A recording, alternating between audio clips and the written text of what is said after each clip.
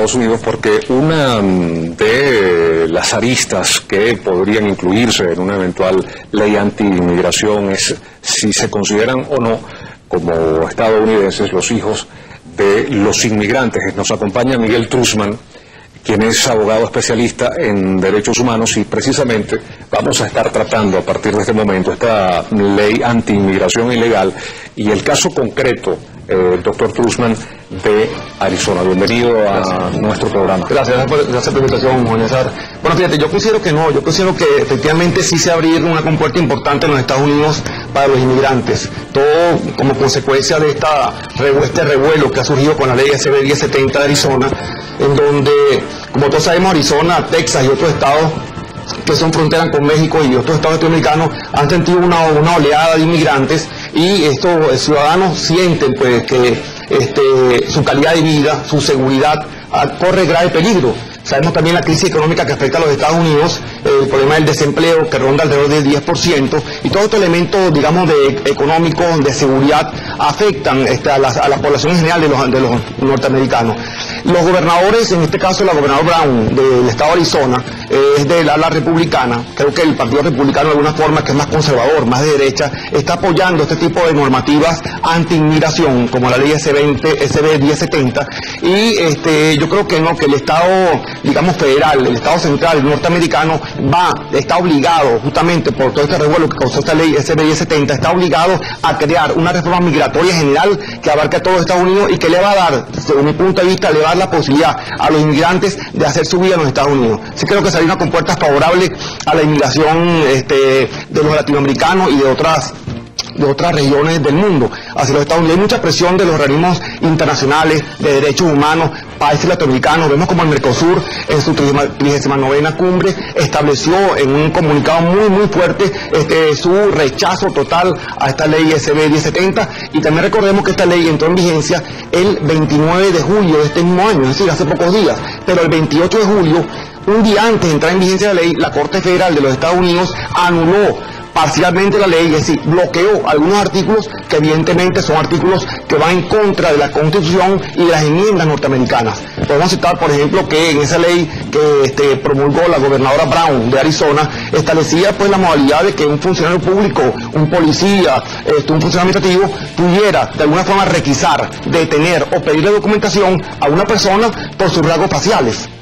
Eso evidentemente es discriminatorio en su condición social, en su condición humana, en su condición de dignidad como persona. Y eso está establecido en la Constitución, y también está promulgado en la enmienda número 4 de Estados Unidos, que establece que no se puede tratar de forma discriminatoria de abuso de poder a cualquier ciudadano, independientemente de su condición legal o social. Esto le queríamos preguntar, doctor Truzman, ¿cuáles son los peligros de que precisamente fenómenos como la discriminación racial, queremos decir, se susciten? Bueno, mira, hay un problema, como antes se decía en el episodio anterior, de la violencia que hay en México.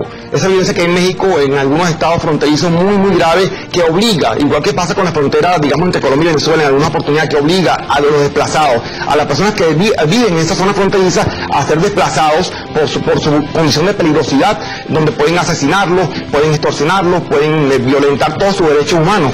En este caso, hemos visto últimamente cómo esas personas, esos grupos familiares, lo vemos en los programas de noticias, cómo pasan justamente la frontera con unas personas llamadas coyotes, que les pagan una cantidad de dinero para hacerles cruzar la frontera. En muchos casos, vimos hace escasos días cómo asesinaron la policía fronteriza lamentablemente a un muchacho de 16 años, le dispararon a mansalva, y eso se suscita justamente por esa ola de violencia que hay en estos estados fronterizos, que buscando una mejor calidad de vida van, a Estados Unidos, en este caso Texas, Virginia, Arizona, estados fronterizos con México, por ejemplo. Precisamente sobre esto que usted hace referencia, profesor Truzman, este cruce de fronteras, vamos a ver el siguiente reporte, acompáñenos.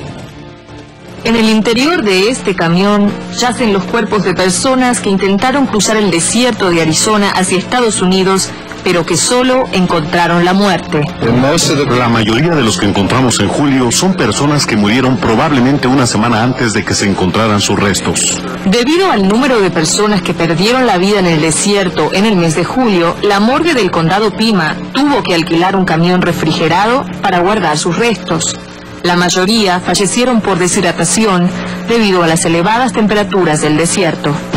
Fueron 59 en el mes de julio y la cifra anterior era de 69 en julio de 2005. Discos compactos con música, listas con teléfonos, monedas, rosarios y hasta cartas de amor son algunas de las pistas que ayudan a los investigadores a descubrir en la morgue la identidad de una persona.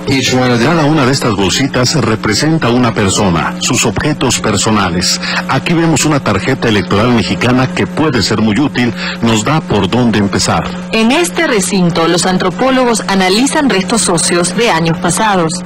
Una placa dental puede marcar la diferencia para dar con la identidad de una persona. Parks dijo que debido al gran número de casos, se tardará hasta enero de 2011 en dar respuesta a quienes buscan a sus seres queridos.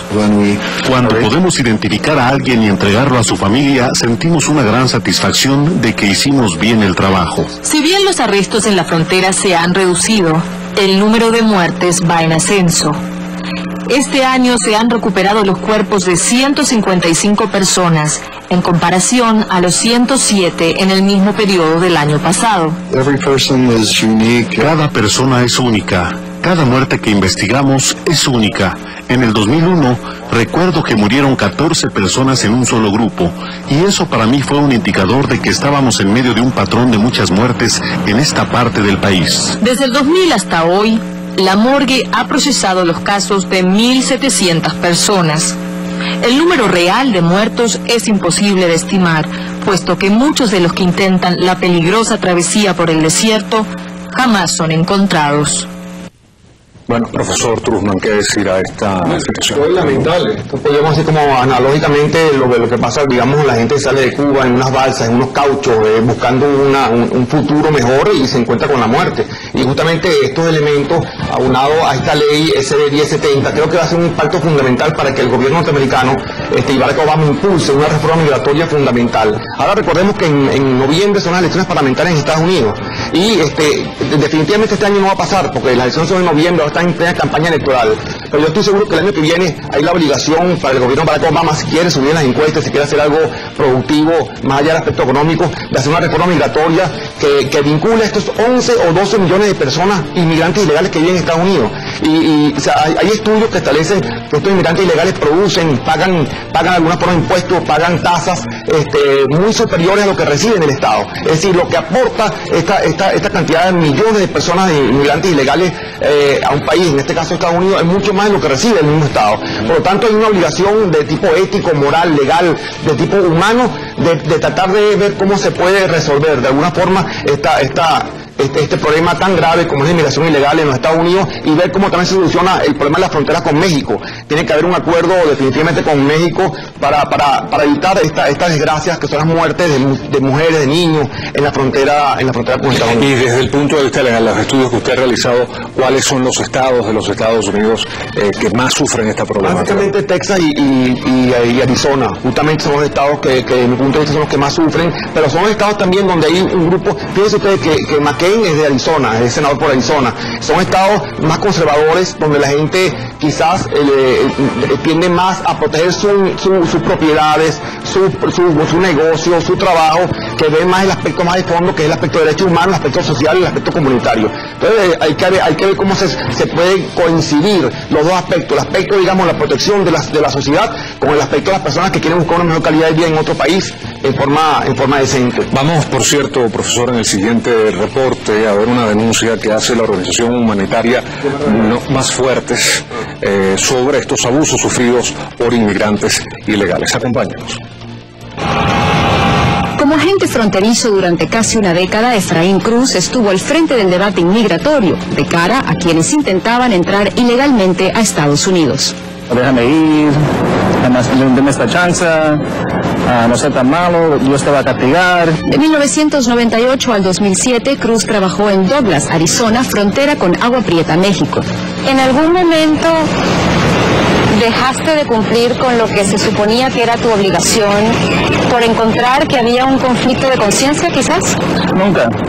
Nunca. Cuenta, sin embargo, que no todos en Arizona hacían su trabajo como debían. Encima de darle comida a los niños, a mujeres embarazadas, detenidos más mayores, poner las celdas doble la capacidad. Federal Agency. Recuerda que en 2 ocasiones presenció como otros agentes obligaban a algunos detenidos a adoptar posiciones incómodas por periodos prolongados. Escribí casi más de 100 cartas a cada representante de Congreso y de Senado de los 4 estados de la frontera. La mayoría no respondieron. En el 2004, la oficina del inspector general